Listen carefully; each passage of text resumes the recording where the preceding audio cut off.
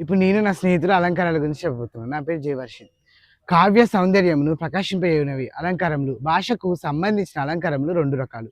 ఒకటి శబ్దాలంకారము, రెండు అర్ధాలంకారము. శబ్దాలంకారము అనగా ఏమిటంటే శబ్దమే ప్రధానంగా కలిగిన అలంకారాలను శబ్దాలంకారాలు అని పిలుస్తారు. శబ్దాలంకారాలు కూడా మూడు రకాలు ఉన్నాయి.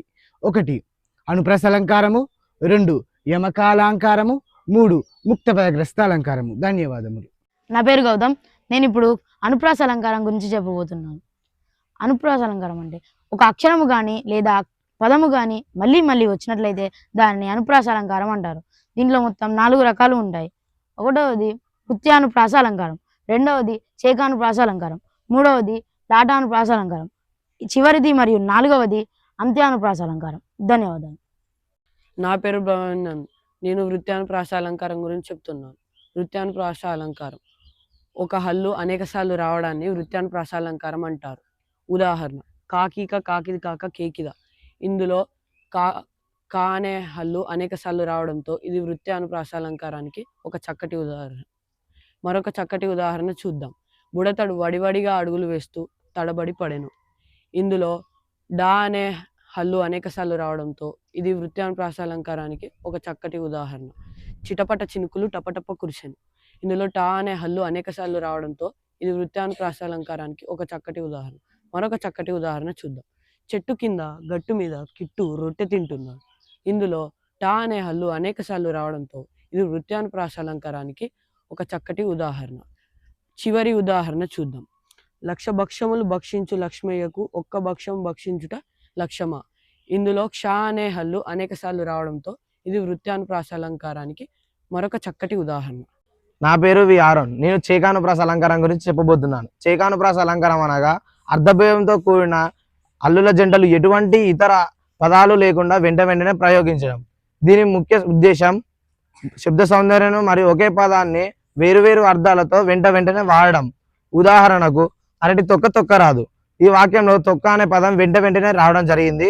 కావున ఇది చేకానుప్రాసానికి ఒక చక్కటి ఉదాహరణ. ఈ వాక్యంలో అరటి తొక్క అనగా అరటి పండుకున్న పొట్టు, తొక్క రాదు అంటే దాని మీద కాలు వేయకూడదు. మరొక చక్కటి ఉదాహరణ చూద్దాం. నిప్పులో పడితే కాలు కాలుతుంది. ఈ వాక్యంలో కాలు అనే పదం వెంటనే రావడం జరిగింది. కావున ఇది చేకానుప్రాసానికి ఒక చక్కటి ఉదాహరణ అని చెప్పవచ్చు. ఈ వాక్యంలో నిప్పులో పడితే కాలు అనగా మనకున్న అవయవం, కాలుతుంది అనగా దాని యొక్క ప్రభావం. ఇది చేకానుప్రాస అలంకారానికి ఒక చక్కటి ఉదాహరణ అని చెప్పవచ్చు. చివరి ఉదాహరణ చూద్దాం. తమ్ముడికి చెప్పు తెగిపోకుండా నడవమని. ఈ వాక్యంలో చెప్పు అనే పదం వెంటనే రావడం జరిగింది. కావున ఇది చేకానుప్రాస అలంకారానికి ఒక చక్కటి ఉదాహరణ అని చెప్పవచ్చు. ఈ వాక్యంలో ఒక తల్లి తన పెద్ద కొడుకు చెబుతుంది, తమ్ముడికి చెప్పు తెగిపోకుండా నడవమని. ఈ వాక్యం చేకానుప్రాస అలంకారానికి ఒక చక్కటి ఉదాహరణ అని చెప్పవచ్చు. నా పేరు ప్రణవ్. నేను లాటానుప్రాస అలంకారం గురించి చెప్పబోతున్నాను. లాటానుప్రాస అలంకారం ఒకే అక్షరం లేదా అక్షర సమూహం పదే పునరావృతమై అర్ధభేదం లేకుండా శబ్ద సౌందర్యాన్ని కలిగిస్తే దానిని లాటానుప్రాస అలంకారం అంటారు. ఇప్పుడు మనము ఉదాహరణలకు వెళ్దాం. ఇప్పుడు మనము మామూలుగా తిరుపతి వెంకటేశ్వర స్వామి దగ్గరికి వెళ్తాము. వెళ్ళినప్పుడు ఆ గుడిలో మనకి ఏమి వినిపిస్తుంది?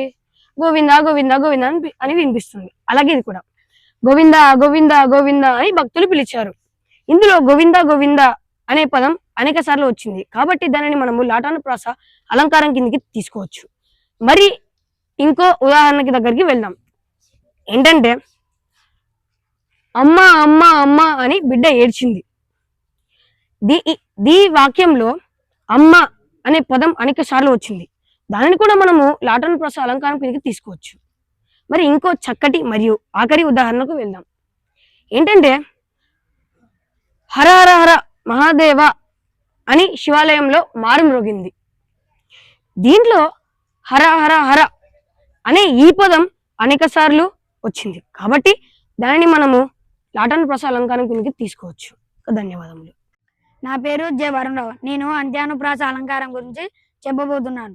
పద్యము లేదా వాక్యములో చివరన ఒకే అక్షరము లేదా ఒకే శబ్దం పునరావృతమైతే దానిని అంత్యానుప్రాస అలంకారం అని అనవచ్చు.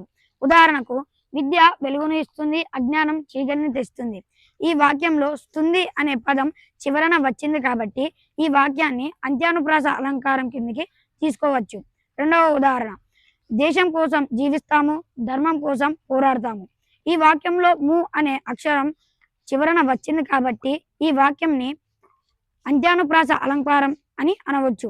మూడవ ఉదాహరణ, విద్యతో మనం ఎదుగుదాం, కష్టంతో గమ్యం చేరుదాం. ఈ వాక్యంలో దాం అనే అక్షరం చివరన వచ్చింది కాబట్టి ఈ వాక్యాన్ని అంత్యానుప్రాస అలంకారం అని అనవచ్చు. ధన్యవాదాలు.